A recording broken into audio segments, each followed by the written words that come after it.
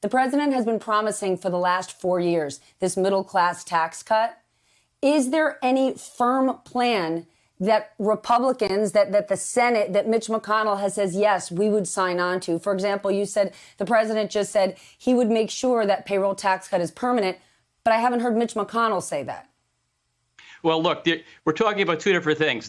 In December 2017, the president passed a tax cut, which, if you look at the census data we had a few weeks ago, which the press did not report, showed the largest absolute and percentage gain in real median household income, or what we like to say living standards, on record. That was because of the president's tax cut back in 2017, which was a middle-class tax cut. The benefits, if you look at the census data, accrued to the lower and middle-income people. In fact, CEA, Council of Economic Advisors, estimated that we basically had 5 times the income gains from that tax cut to the real median family income than what took place under Obama-Biden. So what we're talking about is the president possibly coming forward with more growth policies designed to help middle-class families. But again, as I said, I'll let the president discuss that, but we already have passed a tax cut and argue it was very successful. And it's the reason, Stephanie, why retail sales are recovering as fast as they are. They're at an all-time record high. Okay, Joe, let's be honest with each other. Do you really look at the 2017 tax cut as a tax cut for the middle class? Yes, it was an extra $1,000 for a child at home, but it cut corporate taxes in this country in half and ballooned our deficit. When many in corporate America, including Gary Cohn, who formerly had Larry Kudlow's job, say we didn't need to go to 21%. We would have been fine at 28%. Can you honestly say to me that it was a tax cut for the middle class? Yes, I can. And I'm not saying it. That's what the data are showing. So last year, Stephanie, it's not 1,000. Real median family income went up $4,400 to $69,000. That's the biggest ever. And the gains, as I said, when you look at the data, this is census data, shows it was at the lower and middle ends. It was not at the high end that saw the wage growth. It was the lower end.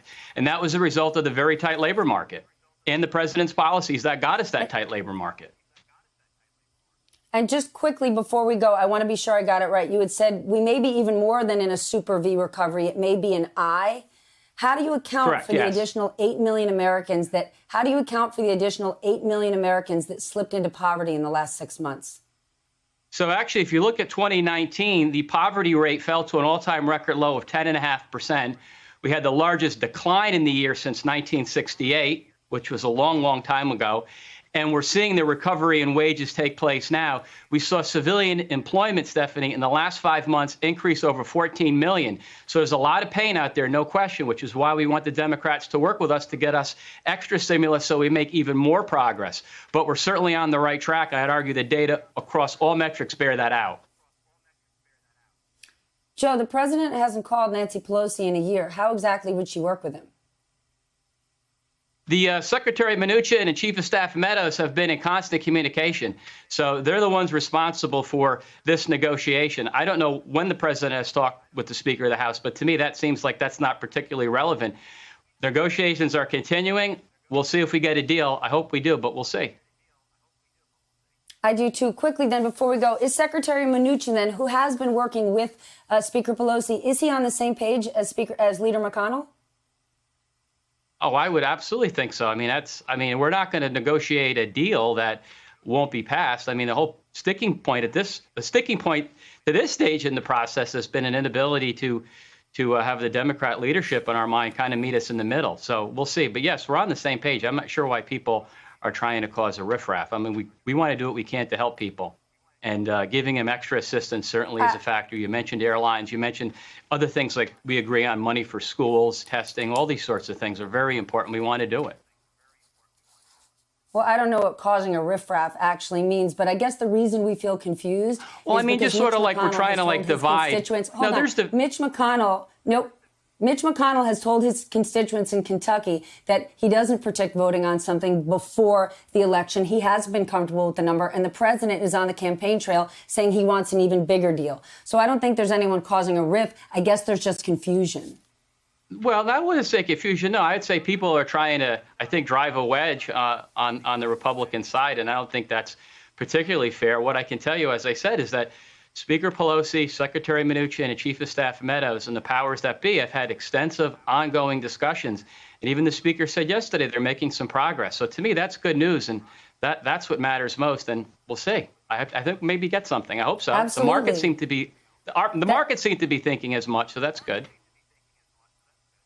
Yes, well, the markets have obviously not the same thing as the economy. So I just want to be sure we're walking away, and I understand. Well, what you're saying hold on. is I want to just add Leader 1 second, McConnell Stephanie. and Hold on. President- Hold on. I want to say one Hold on. thing. No, Stephanie, I want to say one thing. Joe, the you markets can. and the Joe, economy you are can. very similar because if you look at the earnings estimates, they are following the trajectory of GDP growth. So that's mistaken. That's not true. The economy and the markets are one and the same at the moment. No, the economy and the markets are absolutely not one and the same. In fact, if you look at the majority of look at the publicly earnings traded estimates. companies out there, they're not soaring. No, PE ratios have changed. Earnings aren't We're not up in talking any PE big way. ratios. Earnings are up We are for talking, Walmart. yes. Earnings are up 120% annualized is the estimate for Q3. They are. We're going to agree to disagree. I just want to make sure I get this right because we're leaving this. What you're telling me is President Trump and Leader McConnell are on the same page as far as the stimulus package. What I'm saying is we are making tremendous Wait, so hold on, Stephanie. You asked me a question. Let me just say, we are making progress on the negotiations. That's what Secretary Mnuchin and Speaker Pelosi have said. It's important. The president, through executive order, tried to do a lot over the summer. We're at the point now. I think both parties agree more needs to be done.